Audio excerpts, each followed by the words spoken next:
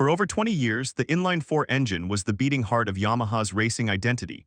But as the clock struck 10:00 a.m. in Sepang, that legacy was silenced by the thunderous roar of a machine that signaled a total surrender of tradition in exchange for raw power. The transition from the surgical inline-4 to the aggressive V4 configuration is not merely a technical adjustment. It is a corporate admission that the previous philosophy could no longer compete with the top-end speed of the European manufacturers. Yamaha Motor Co. Limited officially confirmed this shift following years of lobbying from riders like Fabio Quartararo, who demanded a machine capable of holding its own on the world's longest straights. The new M1 V4 is a beast designed with a singular purpose: to reclaim the speed advantage lost to Ducati. Engineering insiders describe the new power unit as unapologetically brutal, with a torque curve that requires a level of physical intervention previously unseen in the Yamaha garage. The development cycle for this engine was reportedly one of the most accelerated in the company's history, moving from initial dyno testing to a track-ready prototype in record time. Despite the excitement, the move is laden with risk.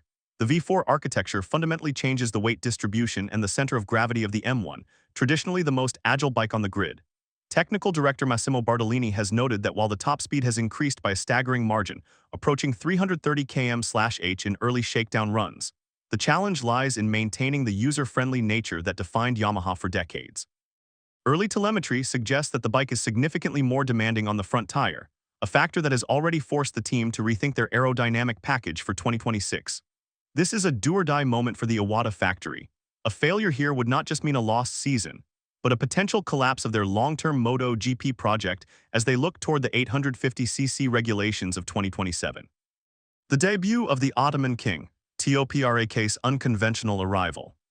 While most rookies treat their first day on a MotoGP prototype like a delicate dance with a stranger, Toprak Razgatlioglu approached the Yamaha V4 as if he were reclaiming a throne that had been waiting for him his entire life. The arrival of the triple WorldSBK champion has been the most scrutinized rider transfer in recent memory. Moving from production-based machinery to a 300-horsepower prototype is a transition that has swallowed the careers of many legends before him. Yet, Toprak's entry into the Prima Alpine Pramac Yamaha garage was marked by an eerie calm. From his very first exit, it was clear that the superbike style, characterized by violent braking and extreme rear-wheel lift, was not being suppressed to fit the MotoGP mold.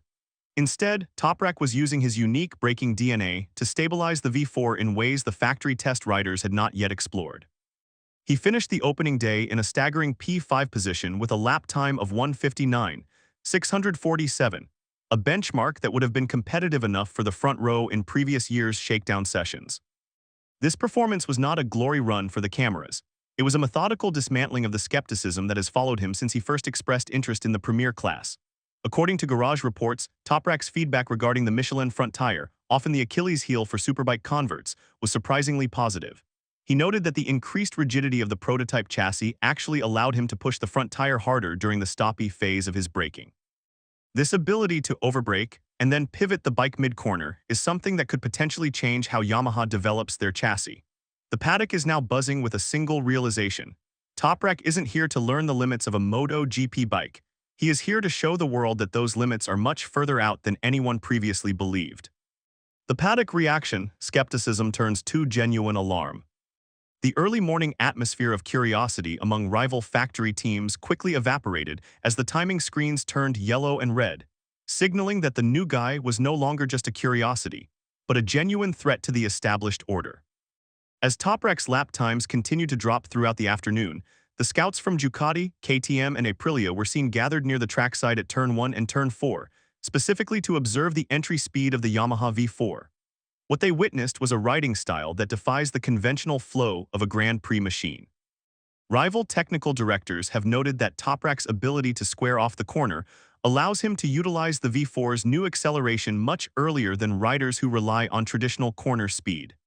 This tactical advantage could be devastating in a race scenario, particularly when defending or overtaking into tight hairpins.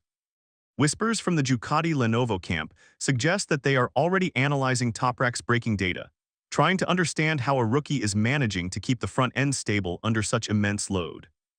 The psychological impact of this first day cannot be overstated. MotoGP is a game of millimeters and milliseconds, and for a rider to jump onto a brand new engine configuration and finish within 1.5 seconds of the all-time lap record on day one is unheard of. Speculation is already mounting that Yamaha may have secretly developed a bespoke chassis specifically tuned to Toprak's aggressive ergonomics. While Lynn Jarvis has officially denied these claims, the visible satisfaction in the Yamaha garage tells a different story. The factory hasn't just found a replacement for their previous stars, they have found a disruptor. As the shakedown continues, the narrative of 2026 has shifted from a development year to a reconquest. The competition is no longer laughing at the idea of a superbike rider in MotoGP, they are looking for ways to stop him. Technical analysis, TAMING the brutal new character. The data streams flowing from the Yamaha V4 are telling a story of a bike that was designed to be a monster, and a rider who is the only one capable of keeping it from tearing itself apart on the asphalt. A deep dive into the telemetry from day one reveals a fascinating synergy between the V4 engine and Toprak's physical riding style.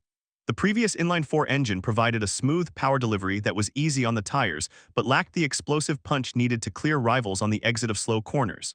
The new V4, however, features a significantly more aggressive firing order, which generates massive amounts of torque. Ordinarily, this would lead to excessive wheel spin or pumping from the rear suspension, but Toprak's habit of staying heavy on the front and using the rear brake to settle the chassis seems to counteract these tendencies. Engineers have pointed out that his stairway approach to acceleration, gradually but firmly opening the throttle while the bike is still at a high lean angle, is extracting performance from the Yamaha that even seasoned test riders like Augusto Fernandez haven't mastered. Furthermore, the integration of new aerodynamic winglets on the 2026 M1 appears to be heavily influenced by this new engine layout.